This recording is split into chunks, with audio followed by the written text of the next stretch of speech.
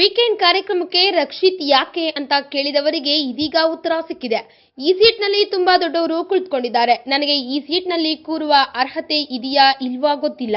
Weekend with Ramesh ಸಾಧಕರ ಸೀಟ್ನಲ್ಲಿ ಕುಳಿತುಕೊಂಡ ರಕ್ಷಿತ್ ಶೆಟ್ಟಿ ಹೇಳಿದ ಮೊದಲ ಮಾತು ಇದು.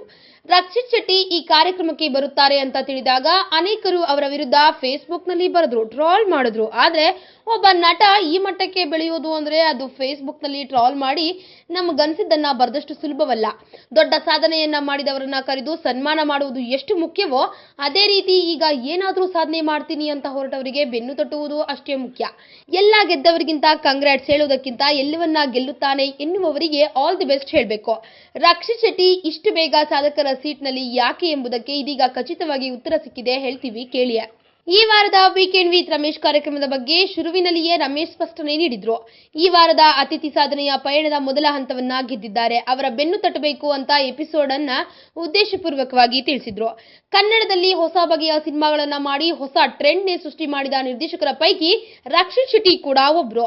ಸಿನಿಮಾದಲ್ಲಿ ಒಮ್ಮೆ ಸೋತಿದ್ದರೂ ಮತ್ತೆ ಗೆದ್ದು ತೋರಿಸಿದ ಅವರ ಜರ್ನಿ ಇಂದಿನ ಯುವ ನಟ ಮತ್ತು ನಿರ್ದೇಶಕರಿಗೆ ದೊಡ್ಡ ಪ್ರೇರಣೆಯನ್ನ ನೀಡಬಲ್ಲದು. ಹೀರೋ ಅಂತಿದ್ದ ಹಾಗೆ 3 ಒಳ್ಳೆ ಫೈಟು ಅವಶ್ಯಕತೆ ಇರಲಿ ಇಲ್ಲದಿರಲಿ ಒಂದು ಬಿಲ್ಡಪ್ ಸಾಂಗ್ ಇರಲೇಬೇಕು ಅನ್ನೋದು ಗಾಂಧಿನಗರದ ನಿಯಮ. ಆದ್ರೆ ರಕ್ಷಿತ್ ತಮ್ಮ ಸಿನಿಮಾಗಳಲ್ಲಿ ಕತೆಗೆ ತಕ್ಕ ನಾಯಕನಾಗಿರ್ತಾರೆ. ಅಲ್ಲಿ ನಾಯಕನಿಗಾಗಿ ಕತೆಯ ದಿಕ್ಕು ಬದಲಾಗುವುದಿಲ್ಲ. ಕನ್ನಡದಲ್ಲಿ ನಟನೆ ಮತ್ತು ನಿರ್ದೇಶನ ಎರಡೂ ಮಾಡಿ ಗೆದ್ದವರು ಬಹಳ ಕಡಿಮೆ. ಇತ್ತೀಚಿನ ದಿನಗಳಲ್ಲಿ ಉಪೇಂದ್ರ ಮತ್ತು ರವಿಚಂದ್ರನ್ ಬಿಟ್ರೆ 2 ವಿಭಾಗಗಳನ್ನ ಚೆನ್ನಾಗಿ ನಿಭಾಯಿಸಬಲ್ಲೆ ಅಂತ ಸಾಬೀತು ಮಾಡಿರೋದು ರಕ್ಷಿತ್ ಶೆಟ್ಟಿ ಮಾತ್ರ. ರಕ್ಷಿತ್ ಶೆಟ್ಟಿ ಮಾಡಿರೋದು ಕೇವಲ 8 ಸಿನಿಮಾಗಳಾದರೂ ಸಹ ಆ 8 ಸಿನಿಮಾದಲ್ಲೇ 6 ಪ್ರತಿಷ್ಠಿತ ಪ್ರಶಸ್ತಿಗಳನ್ನ ಪಡೆದಿದ್ದಾರೆ. 2 ಕರ್ನಾಟಕ ರಾಜ್ಯ ಪ್ರಶಸ್ತಿ, 1 ಫಿಲ್ಮ್ ಫೇರ್, 3 ಬಾರಿ ಐಫಾ ಪ್ರಶಸ್ತಿಗಳನ್ನು ರಕ್ಷಿತ್ ಅಕೌಂಟ್ನಲ್ಲಿವೆ. ಜಿ ವಾಹಿನಿಯ ಅನೇಕ ಕಾರ್ಯಕ್ರಮಗಳು ಈಗ ಹೊಸತನದಿಂದ ತುಂಬಿದೆ. ಆ ಹೊಸತನ ಜನರಿಗೆ ತುಂಬಾನೇ ಇಷ್ಟ ಆಗ್ತಿದೆ. ಅದೇ ರೀತಿ ರಕ್ಷಿತ್ ಶೆಟ್ಟಿ ಅಂತಹ ಯುವ ಸಾಧಕರನ್ನ ಕರೆಸಿದ್ದು ಒಂದು ಹೊಸತನದ ಆಲೋಚನೆ.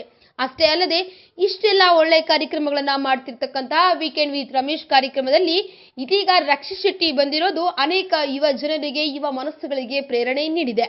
ಈ ವಿಡಿಯೋ ಬಗ್ಗೆ ನಿಮ್ಮ ಅನಿಸಿಕೆ ಹಾಗೂ ಅಭಿಪ್ರಾಯಗಳನ್ನು ನಮ್ಮ ಕಾಮೆಂಟ್ ಬಾಕ್ಸ್ ನಲ್ಲಿ ತಿಳಿಸಿ. ಈ ವಿಡಿಯೋನ ಲೈಕ್ ಮಾಡಿ, ಶೇರ್ ಮಾಡಿ ಹಾಗೂ ಮತ್ತಷ್ಟು ಸ್ಯಾಂಡಲ್ವುಡ್ ಅಪ್ಡೇಟ್ಸ್ಗಾಗಿ ತಪ್ಪದೇ ನಮ್ಮ ಯೂಟ್ಯೂಬ್ ಚಾನೆಲ್ ಅನ್ನ ಸಬ್ಸ್ಕ್ರೈಬ್ ಮಾಡಿ. Top Kannada TV, top Kannada TV, top Kannada TV ಎಲ್ಲ ಇನ್ಫಾರ್ಮೇಶನ್ ಅಪ್ಡೇಟ್ಸ್ಗೆ ಸಬ್ಸ್ಕ್ರೈಬ್ ಟಾಪ್ ಕನ್ನಡ ಟಿವಿ.